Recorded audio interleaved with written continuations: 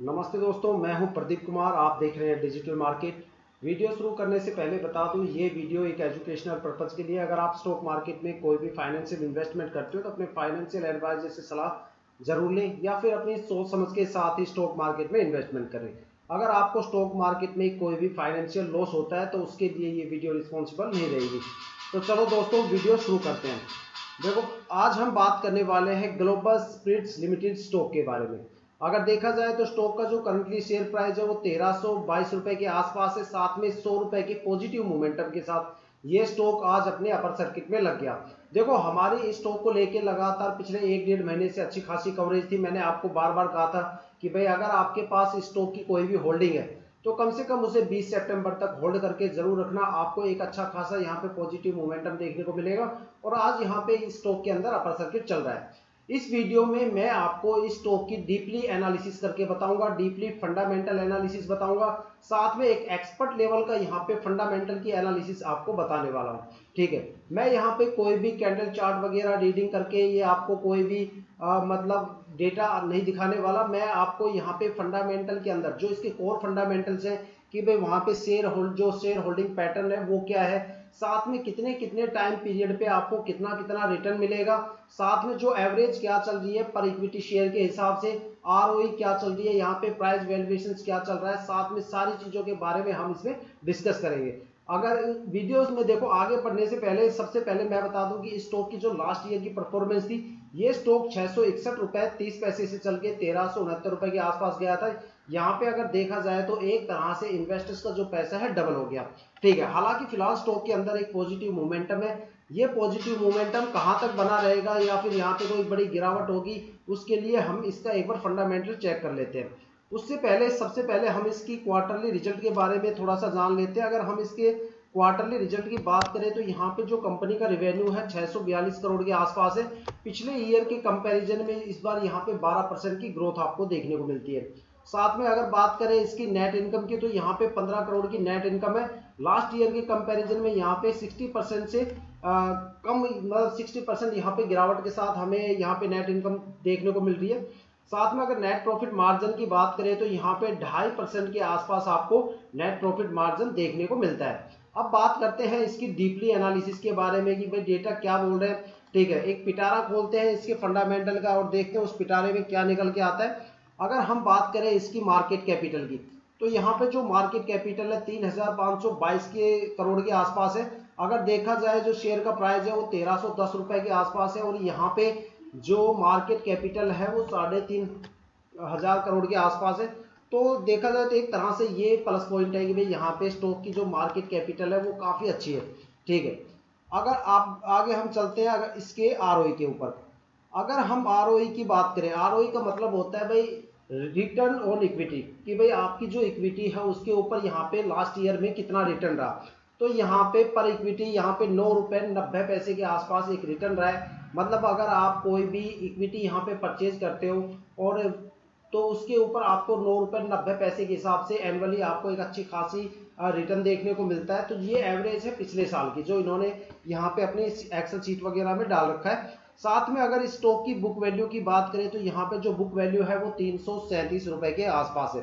ठीक है, देखो बुक वैल्यू क्या होती है वो चीज मैं आपको बताता हूँ।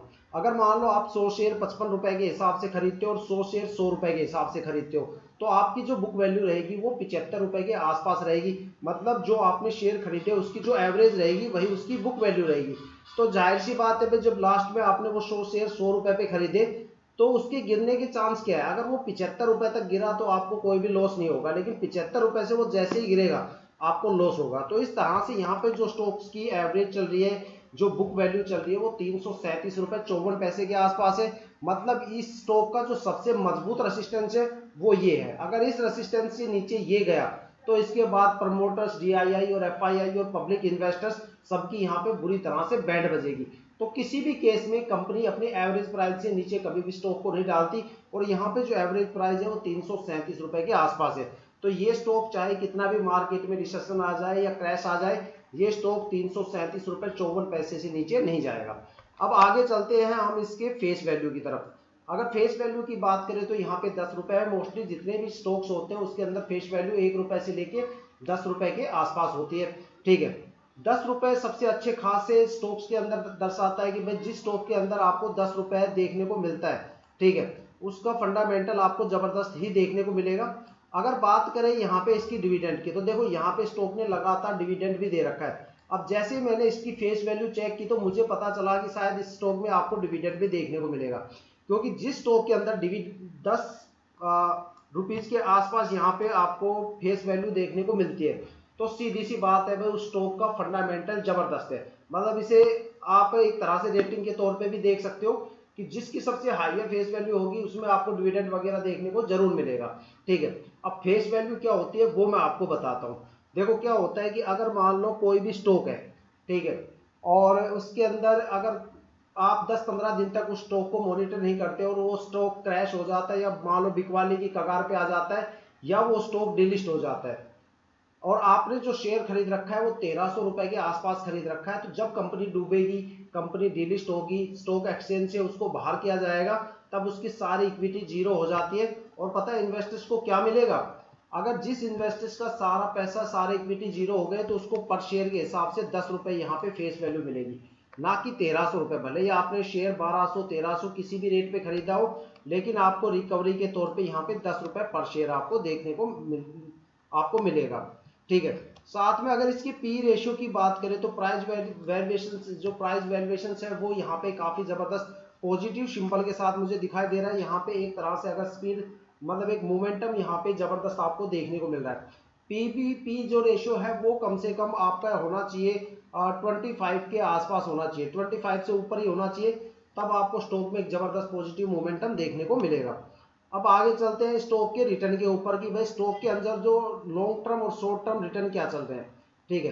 लॉन्ग टर्म और शॉर्ट टर्म में यहाँ पे कितना कितना रिटर्न है। अगर आप 1 वीक इसको होल्ड करते हो तो 1 वीक के बाद आपको यहाँ पे कोई रिटर्न देखने को नहीं मिल रहा। अगर इसे आप 1 मंथ के आसपास होल्ड करके सोल्ड आउट करते हो तो यहाँ पे आपको 46.17% का आपको अच्छा खासा रिटर्न देखने को मिलता है। और अगर इसे 3 महीने होल्ड करके बेचते हो तो यहाँ पे आपको 67% रिटर्न देखने को मिलेगा। 6 मंथ में यहाँ पे आपको 88 और 9 मंथ में यहाँ पे 51% के आसपास देखने को मिलेगा। साथ में अगर 1 ईयर की बात करें तो 47%, 2 ईयर में 56%, और अगर 4 ईयर की देखा जाए तो मतलब जितना ज़्यादा आप यहाँ पे लॉन्ग टर्म इन्वेस्टमेंट करोगे, या तो आपको यहाँ पे सबसे बड़ा लॉन्ग टर्म इन्वेस्टमेंट करना पड़ेगा 5 साल का, तब आपको एक अच्छा खासा रिटर्न मिलेगा, या फिर आपको 6 मंथ में, 3 मंथ का और 1 मंथ का यहाँ पे अच्छा खासा रिटर्न आप ले सकते हो। अगर इस स्टॉक में आप शॉर्ट टर्म के लिए इन्वेस्ट करते हो तो आपको यहाँ पे एक अच्छा खासा रिटर्न देखने को मिलेगा। अगर आप लॉन्ग टर्म में यहाँ पे इन्वेस्टमेंट करना चाहते हो तो यहाँ पे आप सिप भी स्टार्ट कर सकते हो। सिप स्टार्ट करके थोड़ा थोड़ा अमाउंट यहाँ पे डाल के आप 5 ईयर तक अच्छा खासा रिटर्न यहाँ पे ले सकते हो। 5 ईयर में यहाँ पे 857% के आसपास रिटर्न देखने को मिल रहा है। बाकी अगर आप शॉर्ट टाइम के अंदर रिटर्न लेना चाहते हो तो यहाँ पे कम से कम 1 मंथ से लेके 6 मंथ तक आप एक अच्छा खासा रिटर्न स्टॉक में ले सकते हो। अब बात करने वाले हैं इसके शेयर होल्डिंग पैटर्न के बारे में कि यहाँ पे जो शेयर्स है, इक्विटी शेयर्स है, वो किस पैटर्न में यहाँ पे डिस्ट्रीब्यूट है। अगर सबसे ऊपर हम प्रमोटर की बात करें तो यहाँ पे प्रमोटर की जो लास्ट ईयर होल्डिंग थी वो 51% के आसपास थी, जो इस साल घट के 50% के आसपास आके खड़ी हो गई, ठीक है। मतलब यहाँ पे प्रमोटर की होल्डिंग में थोड़ी कमी आई। और अगर डीआईआई की बात करें तो पिछले साल 8.94% थी, जो इस बार घट के 1.11% के आसपास आके खड़ी हो गई। मतलब यहाँ पे जो डीआईआई की होल्डिंग है काफी ज्यादा टूट गई। साथ में अगर एफआईआई की होल्डिंग की बात करें तो यहाँ पे 4.5 मतलब नियर बाई 5% के आसपास यहाँ पे एफआईआई की होल्डिंग है। और जो इस बार मतलब देखा जाए तो इस साल मतलब 0.01% ही यहाँ पे चेंजेस देखने को मिला है। साथ में अगर पब्लिक इन्वेस्टर्स की बात करें तो यहाँ पे पिछले साल पब्लिक इन्वेस्टर 35% के आसपास थे, जो इस साल थोड़ा सा बढ़ गए 43%। और जो ये बढ़ गए वो बढ़ गए सिर्फ प्रमोटर्स की वजह से, क्योंकि प्रमोटर्स की जो होल्डिंग थी वो यहाँ पे कुछ कम देखने को मिली। और दूसरा क्या था कि जो डीआईआई वगैरह थे इनकी होल्डिंग की वजह से यहाँ पे पब्लिक इन्वेस्टर्स बढ़ गए। मतलब कहने का ये है कि कुछ प्रमोटर्स यहाँ से जो माल थे वो पब्लिक इन्वेस्टर्स को थमा के निकल गए, और बाकी जो यहाँ पे डीआईआई था उसने भी अपना माल पब्लिक इन्वेस्टर्स को थमा दिया, ठीक है, और वो प्रॉफिट के साथ यहाँ से गायब हो चुके, ठीक है।